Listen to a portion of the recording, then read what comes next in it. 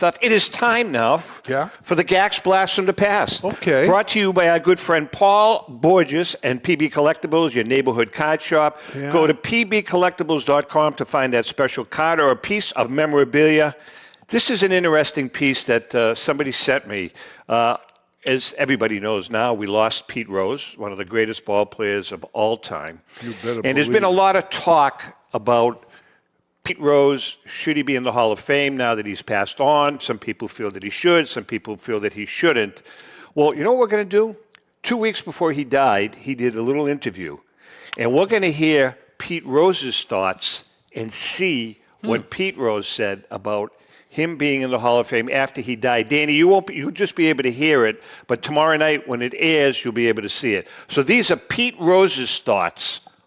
On getting into the Hall of Fame. And this was 2 weeks before he passed. I don't see much sense in putting me on the ballot after I die.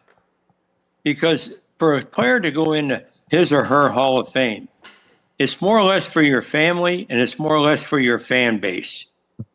And I'm big on both of those two things right there.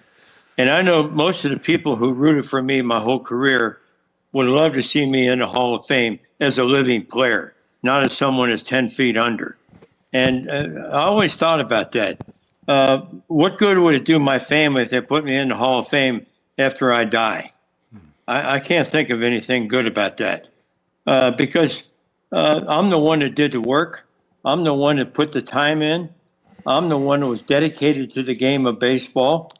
I was the one dedicated to my teammates, to the three teams I played for, and for the game of baseball in general. I tried to sell the game for my 24 years as a Major League Baseball player by going out there every day and busting my ass and trying to entertain the people. And I wish every player, really, I do. I wish every player approached the game of baseball the way I approached it when I played. And there's certainly a lot of them that do today. But unfortunately, not all of them do. So there you have it. Rico, your thoughts first and then Dan. Absolutely. From the beginning, I thought he should be in the Hall of Fame. It was absolutely ridiculous. He was a great hitter. He was a singles, doubles hitter, you know. But do you agree with him now that he's saying, I don't think, after I die, I don't want to get in the Hall of Fame? No, I don't, because his family and fans, a lot of them are still around, and he should be in the Hall of Fame. Now, Louis Chiant just passed away, unfortunately. He should be in the Hall of Fame. Same thing. You know, all right, he's not around, but still he has his family around. And all right, so I can see that part. Dan, what do you think? That's my opinion.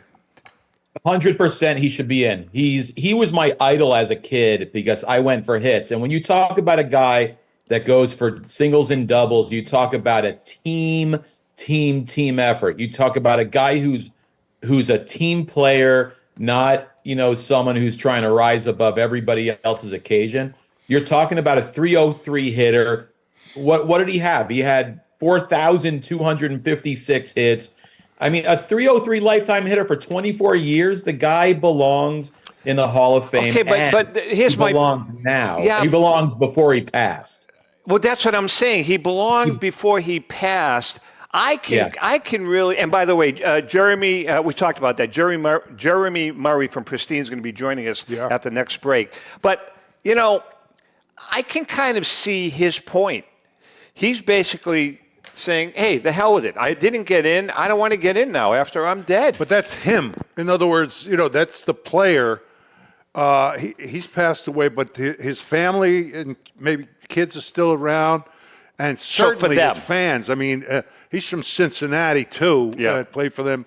He was a great player. And, you know, I think it's great for baseball, too. When a guy gets in the Hall of Fame, you know what I mean? It's great for the teams that he played for. All right. Hey, Dan. I think it's a middle finger to him by putting him in after he passed.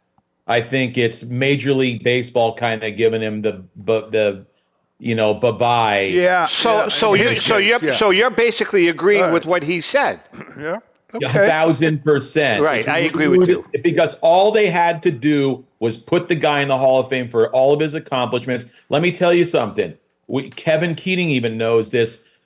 I had a collection of letters that came through one of the presidents of the American League that I'm just not going to name names, but I have proof, and I've never, these are in collections that have never been published, that there are certain ball players that bet on baseball during the games. And it's handwritten letters of Hall of Famers from the 1920s, and I've never gone public with it, and neither has Kevin. But there's proof there are other people out there that are in the Hall of Fame that bet on baseball. I would not disagree with that.